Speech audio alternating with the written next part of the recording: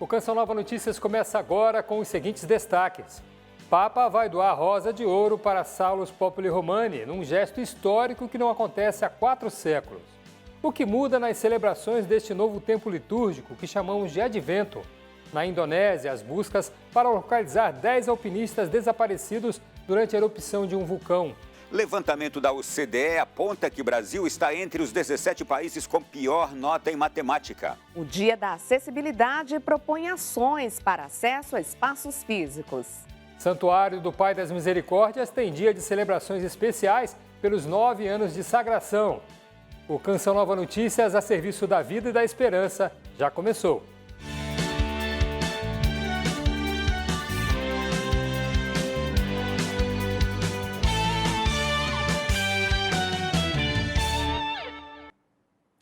Boa noite. Durante a festa da Imaculada, no dia 8 de dezembro, o Papa vai doar a rosa de ouro para Salus Populi Romani.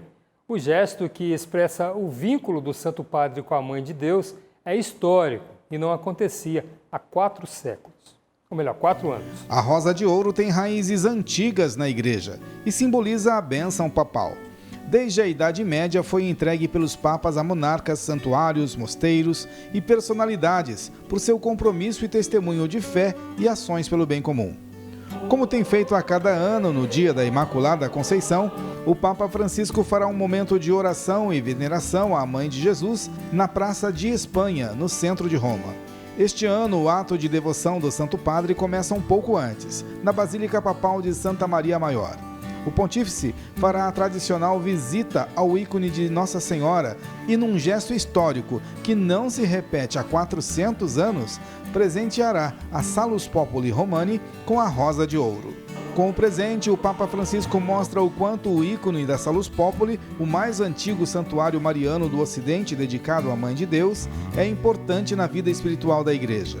Outros 2 papas repetiram o mesmo gesto da rosa de ouro. Em 1551, Júlio III, que celebrou ali a sua primeira missa, e em 1613, o Papa Paulo V, quando o ícone foi levado para a nova capela. As 2 rosas foram roubadas com a invasão napoleônica. Nesse gesto histórico, Francisco quis dar um sinal de sua devoção a Maria, fortalecendo o vínculo milenar entre a Igreja Católica e a cidade de Roma. Agora vamos falar do conflito entre Rússia e Ucrânia. De volta à escola, o menino ucraniano, ferido em um ataque russo, tem a esperança renovada através da música e da dança. Em outra parte do país, 6 crianças que estavam na Rússia foram devolvidas aos pais. Há pouco mais de um ano, foguetes russos atingiram uma clínica médica na Ucrânia. Roman e sua mãe aguardavam por uma consulta. Ele foi um dos poucos sobreviventes do ataque. De acordo com o pai, Roman sofreu ferimentos de estilhaços na cabeça, teve o braço quebrado, músculos rompidos na perna direita e queimaduras em 80% do corpo. As chances de sobreviver eram poucas. Na Alemanha, passou por 31 cirurgias. O esforço sobre-humano aliado à música e dança deram vida nova ao pequeno. De volta à Ucrânia, ficou em primeiro lugar no concurso de dança em duplas. Yaroslav destaca a resiliência de Roman e lembra que agora não importa o que ele passou, mas como ele continuará. O pai acredita que o menino manterá a mesma força para crescer, se desenvolver e se aprimorar. A sobrevivência de Roman se une à esperança de 6 crianças ucranianas que serão devolvidas pela Rússia após um acordo intermediado pelo Catar. Esta é a segunda fase de regresso de crianças. Em outubro, 4 menores foram devolvidos pelos russos aos pais. Esta mãe ucraniana disse ter tentado recuperar seu filho há muito tempo. Pediu ajuda a fundos de caridade, à Cruz Vermelha, e agora conseguiu reencontrá-lo. De acordo com o governo, cerca de 20 mil crianças foram levadas da Ucrânia sem o consentimento da família ou dos responsáveis e classifica a atitude como crime de guerra. As crianças que regressam à Ucrânia estavam com familiares na Rússia ou em territórios ocupados. Moscou nega a acusação e afirma ter protegido crianças vulneráveis da zona de guerra. Seja como for, a mãe ucraniana disse não ver a hora de voltar para a região de Donetsk e comemorar. E no Oriente Médio, Israel intensificou os bombardeios na maior cidade do sul de Gaza. Segundo a imprensa local, a intenção é alagar os túneis usados pelos terroristas do Hamas. Os bombardeios ocorreram em Canyones nesta terça-feira. O exército israelense divulgou imagens de vários ataques aéreos que dizem ser contra o grupo militante palestino Hamas, enquanto as forças israelenses avançavam com um bombardeio aéreo e também terrestre na faixa de Gaza. Citando fontes do governo dos Estados Unidos, o jornal americano The Wall Street afirma que Israel montou um sistema para alargar passagens subterrâneas, utilizadas como esconderijo de membros do Hamas. Em Washington, representantes das famílias americanas pedem garantias de mais libertações de reféns ao Comitê de Relações Exteriores da Casa Branca. Na Indonésia, a erupção de um vulcão mobiliza centenas de agentes em busca de vítimas. 10 alpinistas estão desaparecidos. Mais de 200 equipes de busca e resgate foram acionadas. A tragédia, que começou neste domingo, aconteceu na ilha de Sumatra, região oeste da Indonésia. O vulcão Marapi tem 2.891 metros de altura e a erupção já provocou a morte de 13 pessoas. Nuvens de cinzas vulcânicas podem ser vistas num raio de até 3 quilômetros da erupção. As buscas estão focadas em 10 alpinistas que desapareceram depois de ficarem presos no Monte Marapi. As fortes chuvas e as cinzas prejudicam o trabalho de resgate. Um acampamento na base da montanha foi montado para dar suporte às famílias que esperam por notícias. A Indonésia, com seu chamado Anel de Fogo, abriga mais de 100 vulcões ativos. E na Alemanha, é uma forte tempestade de neve que causa transtornos no sul do país. A nevasca interrompeu o transporte público de algumas cidades. Com os trilhos cobertos de neve, o serviço de bonde foi interrompido na cidade de Munique, no sul da Alemanha. A extensa camada de gelo deixou diversos carros camuflados. Para chegar às estradas, foi preciso pegar uma pá e abrir caminho, e também tirar o excesso de neve dos veículos. Devido à forte nevasca, o serviço de resgate rodoviário prestou socorro a um caminhão que tombou na pista coberta de gelo. Os motoristas devem reforçar a atenção nas estradas com um alto volume de neve. Nas montanhas do norte da cidade de Frankfurt, algumas famílias fizeram deste período de inverno um ambiente de lazer, um breve momento de descontração em meio aos obstáculos impostos pela neve. Agora vamos ver como vai ser o clima desta quarta-feira aqui no Brasil. Mauricéia Silva tem os detalhes. Boa noite para você que nos acompanha. O ar quente e úmido se espalha sobre o Brasil e permite a formação de nuvens carregadas sobre muitos estados. A quarta-feira vai ser de instabilidades no Rio Grande do Sul, com nebulosidade e muita chuva. Os municípios gaúchos devem ficar em alerta. No Sudeste, muito sol e tempo firme. No Espírito Santo, em parte de Minas Gerais e no Rio de Janeiro. O dia vai ser de sol e pancadas de chuva, acompanhadas por trovoadas e raios, no período da tarde, em toda a região centro-oeste. No Nordeste, o tempo vai ser estável e com bastante sol em grande parte da região, mas nos estados da Bahia, Maranhão e Piauí, a chuva será forte. Já no Amazonas e Acre, o céu vai estar encoberto e pode chover a qualquer hora nas demais áreas. E o tempo vai continuar abafado. Vamos às temperaturas? Teremos aí mínima de 21 graus em Porto Alegre e máxima de 38 graus em Cuiabá. O Exército Brasileiro prepara 20 blindados para enviar a Pacaraima, cidade na fronteira com a Venezuela. Vamos aos estúdios em Brasília conversar com Ronaldo da Silva sobre esse assunto. Ronaldo, boa noite.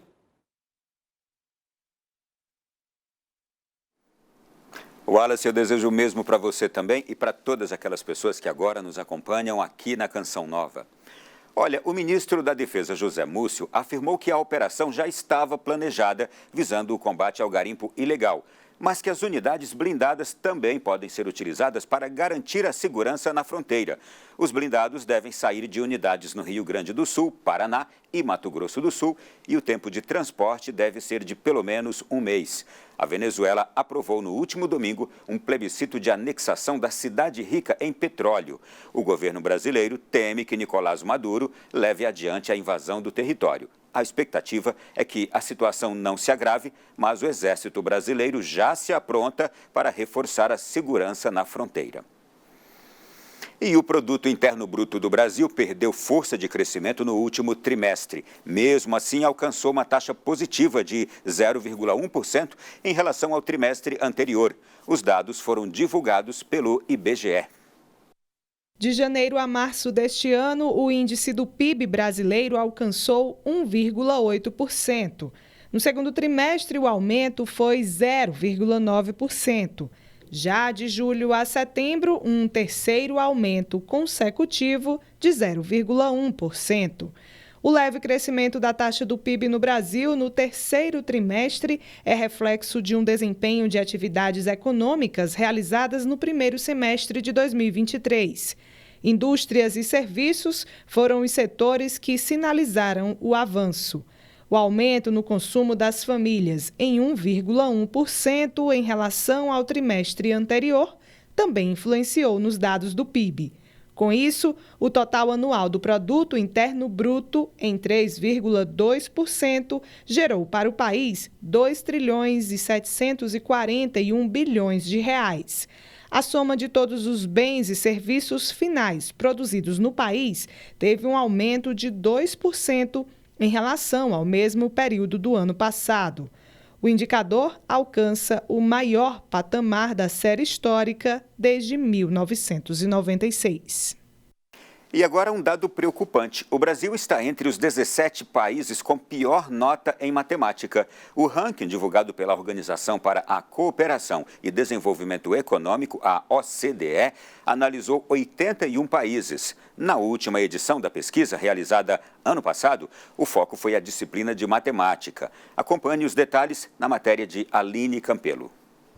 André tem 14 anos. Para se desenvolver na disciplina de matemática, precisou vencer alguns obstáculos. Difícil, mas quando eu estudo, quando eu sento para estudar, eu consigo aprender. A internet foi uma poderosa aliada. Eu estudei, sentava, via vídeo, eu consegui passar. Este professor explica que a matéria, temida por muitos alunos, deve ser abordada de forma prática e interativa. Em momentos de sala de aula que pode ser abordado de forma prática. Então, essa aplicação prática com certeza é importante. A pesquisa da Organização para a Cooperação e Desenvolvimento Econômico analisa competências de matemática e de leitura dos adolescentes. O relatório apontou que a pandemia de Covid-19 contribuiu para o declínio dos estudantes. A construção gradual de alguns conceitos matemáticos é essencial. Quase 700 mil jovens fizeram o teste em 2022 nos 38 países membros da OCDE.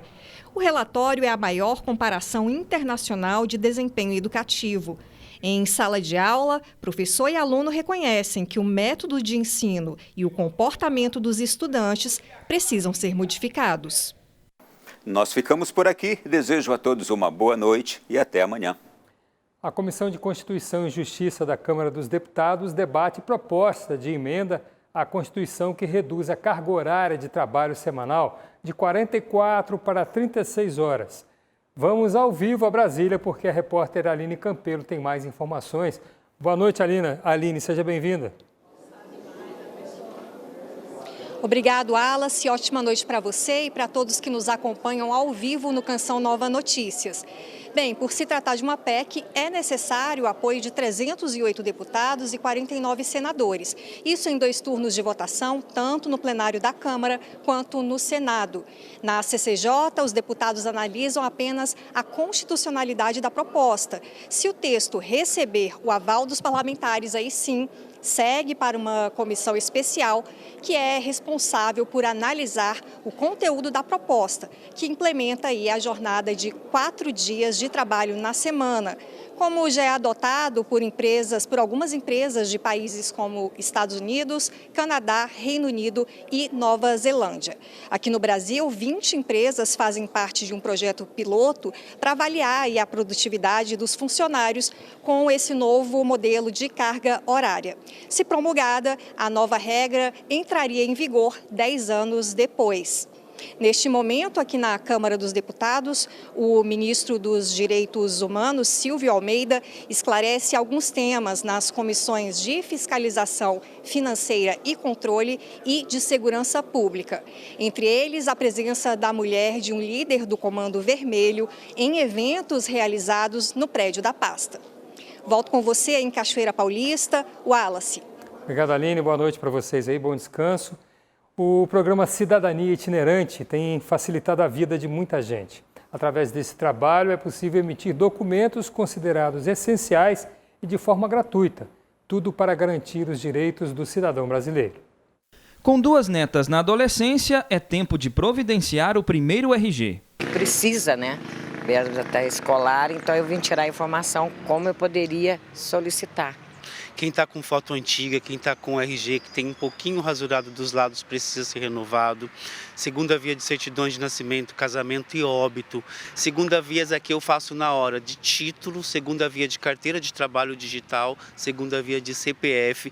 Aqui nós damos entradas a seguro-desemprego, aqui nós recolhemos denúncia contra racismo, contra feminicídio, contra as crianças, maltratos de animais. Aqui também nós elaboramos currículos, aqui também nós damos entrada no seguro-desemprego. Vim tirar outro RG, né? O meu já está feinho, já tem que tirar outro, já está vencido, está vencendo já.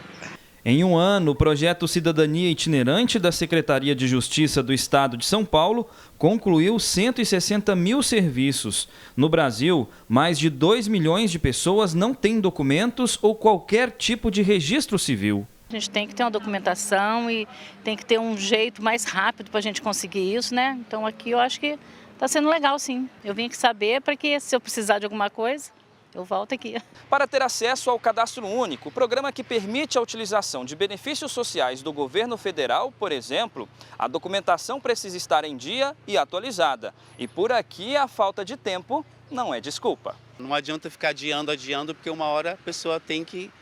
Então, chega aqui, é rápido, não precisa pegar senha, por ordem de chegada. Rápido, muito rápido, vale a pena vir sim.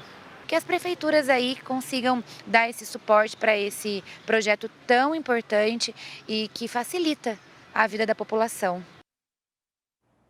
Vamos falar um pouco de futebol agora? O Campeonato Brasileiro chega à sua última rodada nesta quarta-feira. De um lado, tem time fazendo as contas para conquistar o título e do outro, o cálculo era para se livrar do rebaixamento para a Série B no ano que vem. Alan Toledo tem os detalhes.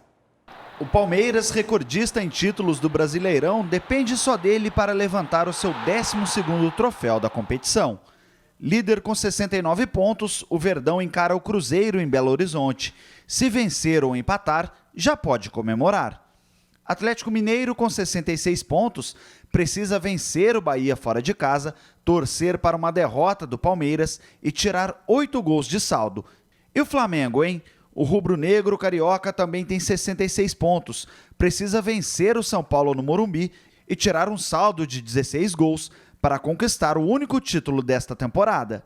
Na parte de baixo da tabela, Santos enfrenta na Vila Belmiro Fortaleza. Se vencer, continua na Série A.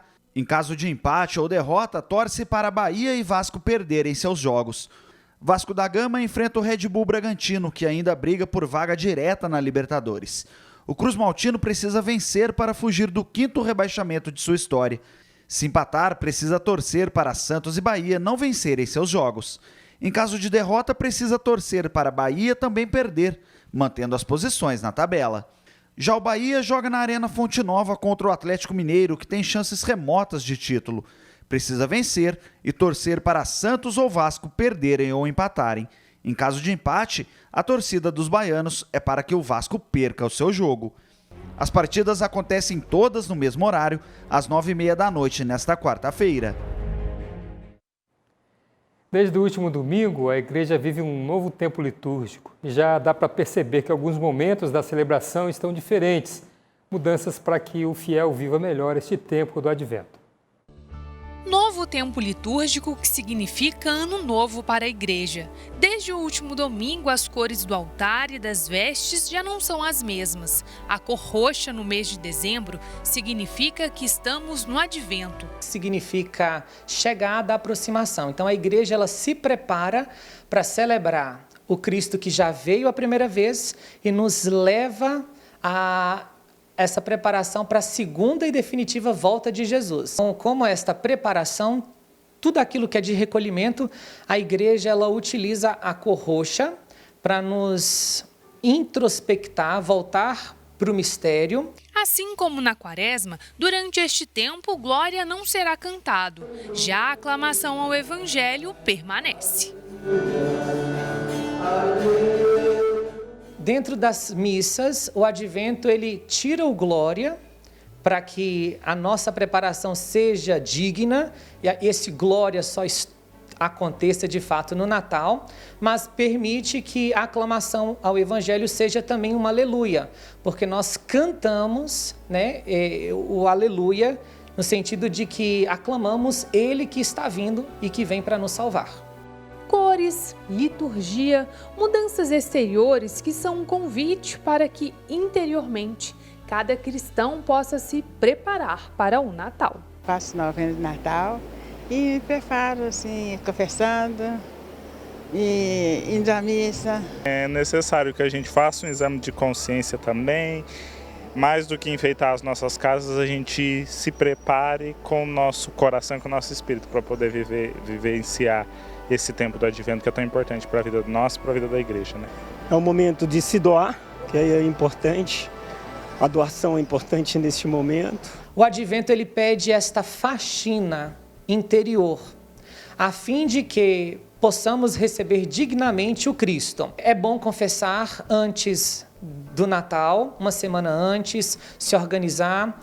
A novena de Natal, lembrar que o tempo que a igreja nos oferece não é porque é mais uma norma, é mais uma regra, mas uma graça. Todo tempo litúrgico é uma graça de Deus de adentrarmos no mistério da vida do Cristo. Praticar o direito de circular por diversos lugares é o que pensamos quando se fala de acessibilidade. Só que para quem tem deficiência, o tema é diário. Vamos a São Paulo conversar com Elane Gomes, que fala conosco sobre os desafios de ocupar espaços de acessibilidade. Boa noite, Elane. Olá, boa noite. Olha, a data de hoje tem o propósito de destacar ações que podem ajudar as pessoas a terem acesso, por exemplo, à segurança, transporte ou informação, mas também aos espaços físicos nas ruas ou estabelecimentos. Veja na reportagem. Como um dos princípios básicos dos direitos humanos, a acessibilidade se insere no contexto da promoção da igualdade. Dia fundamental e importantíssimo para que a gente alerte as nossas autoridades sobre a importância de tornar os espaços acessíveis para as pessoas com deficiência, independente da sua especificidade.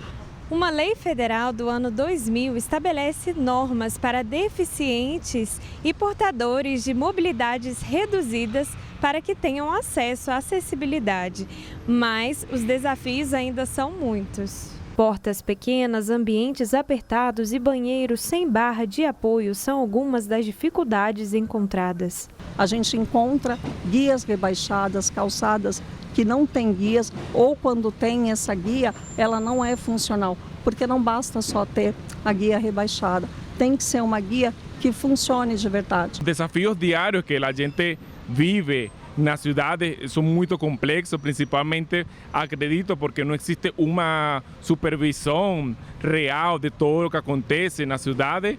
Por exemplo, eu hoje estava colocando uma reclamação sobre uma rede de transporte interurbano, que eu viajei para Brasília e, lamentavelmente, os ônibus não estavam adaptados, a cadeira não funcionava e aconteceram muitas coisas. A fim de assegurar a melhor qualidade de vida das pessoas com necessidades especiais, a Lei Brasileira de Inclusão da Pessoa com Deficiência promove a igualdade de condições, direitos e liberdades fundamentais. Para se acreditar que o futuro vai ser inclusivo e acessível, você precisa ter atitude. Inclusão é atitude. Acreditar é o primeiro passo para que a gente sonhe com um futuro mais inclusivo e acessível para todos. A Pastoral da Criança completa neste dia 5 de dezembro 40 anos de defesa da vida, da dignidade da criança e de seus familiares. E o ponto de partida dessa missão é o Evangelho de Jesus Cristo. Para que todas as crianças tenham vida em abundância, é o lema da Pastoral da Criança, fundada há exatos 40 anos pela médica Zilda Arnes e pelo então arcebispo de Londrina, Dom Geraldo Magela Agnello. A principal missão sempre foi combater a desnutrição infantil. Lançou a semente e o povo começou a se organizar, a estudar, a aprender, a trocar ideia. E aí, nasce a Pastoral da Criança em 1983. Atualmente, a Pastoral da Criança está presente em todos os estados brasileiros e em mais 10 países. Cerca de 300 mil crianças de 0 a 6 anos são assistidas por mais de 50 mil voluntários, que também acompanham gestantes e famílias. Essa força de vontade de melhorar o mundo, de transformar, de fazer chegar a transformação, mesmo que as pessoas simples, com pouca leitura, com pouco conhecimento, mas conseguem dar passos para que todas as crianças tenham vida e vida em abundância. Todas as dioceses do estado de São Paulo recebem o acompanhamento da Pastoral da Criança. As histórias de vidas transformadas pela atuação da igreja fazem parte da missão. Crianças que corriam o risco de serem abortadas e pela presença pastoral da criança em defesa da vida não foram abortadas, famílias que sofriam violência doméstica, é o motivo de celebrar ao longo dos 40 anos. De 2020 a 2022, o número de crianças desnutridas saltou de 3% para quase 5%. Pobreza, falta de saneamento básico e ausência da família contribuíram para este resultado. Toda a liderança da Pastoral da Criança possa continuar firme, fiel à sua fé e ao seu compromisso, assim como Nossa Senhora. Que Nossa Senhora abençoe todos os líderes e todos aqueles que fazem a missão acontecer. Bom, fico por aqui, mas amanhã estaremos de volta com informações direto de São Paulo no Boletim de Notícias, às 9h30 da manhã. Fique com Deus, ótima noite. Boa noite, Elaine, boa noite a todos, bom descanso aí.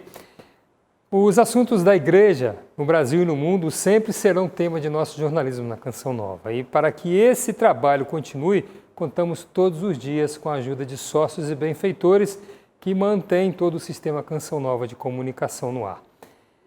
Chegamos aos 10% do projeto Dai-me Almas no mês de dezembro. Acesse clube.cançãonova.com e escolha uma das formas de colaborar com a nossa obra de evangelização. Nosso Pix é pix.doação@cançãonova.com. Desde já, nosso muito obrigado a você. A primeira celebração de uma igreja recém-construída tem o nome de dedicação e neste 5 de dezembro recordamos a sagração do Santuário Pai das Misericórdias em Cachoeira Paulista, que aconteceu há 9 anos. Veja na reportagem de Genilson Passetti e Emerson Tersini. Quando Deus sonha, a gente precisa sonhar junto. Então sonhamos juntos e entramos na luta. Foi uma luta linda e hoje isso se concretiza. Abrem-se as portas para receber um povo imenso que irá buscar a misericórdia do Pai no coração de Jesus. 5 de dezembro de 2014, o limiar de um novo tempo profetizado por Monsenhor Jonas Abib se tornava realidade. A Casa de Maria passava também a ser um grande santuário da Divina Misericórdia. lugar de paz, encontro e também de amor e adoração. Foi assim com gratidão que teve início o aniversário de dedicação do santuário. Nós entendemos que o santuário é a manifestação da presença de Deus no meio do povo, não é? Para mim, a dedicação não é essa certeza. Nós não estamos sozinhos, nós temos um Deus que caminha e continuará caminhando até a segunda vinda de seu Filho Jesus Cristo. A cada Eucaristia celebrada, um caminho de retorno a Deus, que não se deixa vencer em generosidade. Aqui, os filhos do Pai são acolhidos e amados, e de prontidão reenviados para o enfrentamento dos desafios cotidianos. É tocar no pedacinho do céu, né? O santuário é um recorte do céu na terra. Então eu faço essa experiência de entrar no céu, né? De estar com um Pai que nos ama acima de tudo. É uma bênção, gente do céu, não imagina, é uma coisa, só Deus mesmo para dar o conforto e explicação pra gente, porque é uma coisa de outro mundo mesmo. Há 9 anos, peregrinos de perto ou de longe fazem neste santuário uma experiência com a misericórdia do Pai. Os frutos são incontáveis, dentre eles o de se tornar instrumento na vida dos irmãos, para que assim o nome de Deus seja amado nas famílias e nas nações. E a igreja nos ensina, não há pecado que Deus não possa perdoar quando existe no coração do homem o arrependimento. Então, este escancarar as portas é dizer o quê? Não é? Nós temos também ter essa graça de buscar o Senhor quando Ele se deixa ainda encontrar. O santuário de alívio para tantos corações é também, como diria o diácono Nelsinho Correia, onde Monsenhor Jonas foi semeado, esperando a ressurreição. Muita emoção, muita gratidão também. Só lágrimas, né? Deus escuta nosso silêncio, né? Nas paredes, o sinal da vitória, da luz que não se apaga. Templo de Deus que transcende estruturas físicas, misericórdia que transforma e alcança corações abertos e dispostos a amar e proclamar as misericórdias do Senhor. É vir aqui, é rezar, é se entregar, é se abandonar na mão do Pai, para que possa fazer essa experiência da sua misericórdia e do seu amor tão grande por nós.